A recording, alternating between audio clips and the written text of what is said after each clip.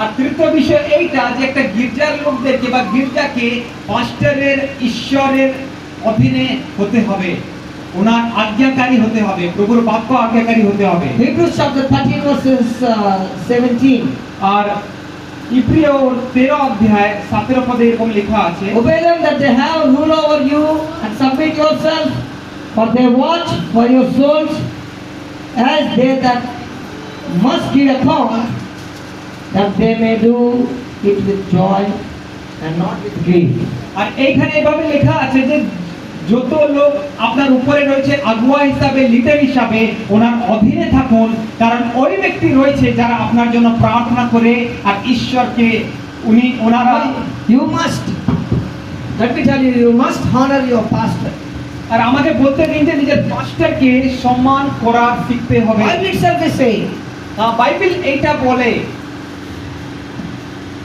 you respect, আমাদেরকে নিজের পাস্টরকে সম্মান দিতে হবে। take care of the people who are ruling you. আর ওই পাস্টার লোকরা মানে সব লোকের উপরে আছেন, সেই জন্য ওনার অধীন হতে হবে।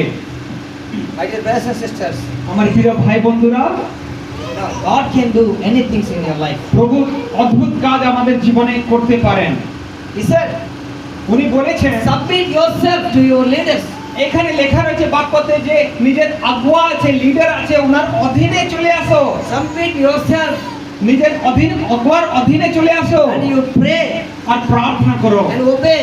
আর ওনার আজ্ঞাকারী হও। When the pastor asks them to come, আর যখন প্রার্থনা বলে আসুন, go and pray, worship the Lord. আর যখন পাস্টার বলবে প্রার্থনা করো, আরাধনা করো, তখন আমাদেরকে সেইভাবে করতে হবে। When the pastor asks, আর যখন পাস্টার বলবেন come, আসুন, come on time, সময়তে আসুন and pray.